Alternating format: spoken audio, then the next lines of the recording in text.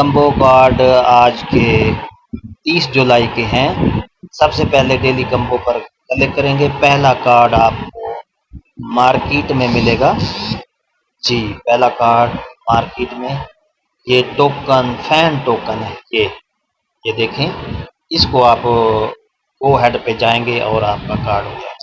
इसी तरह दूसरा कार्ड स्पेशल में है।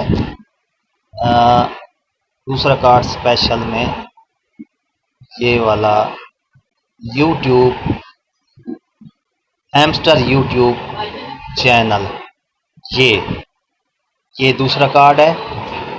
और इसी तरह तीसरा कार्ड भी स्पेशल में है और न्यू कार्ड पे है। ये देखें, ये carry it like its heart, ये वाला ये कार्ड है। तो ये 3 कार्ड आज के जंबो कार्ड हैं। इनको कलेक्ट करेंगे तो 5 मिलियन आपको कार्ड मिल जाएंगे।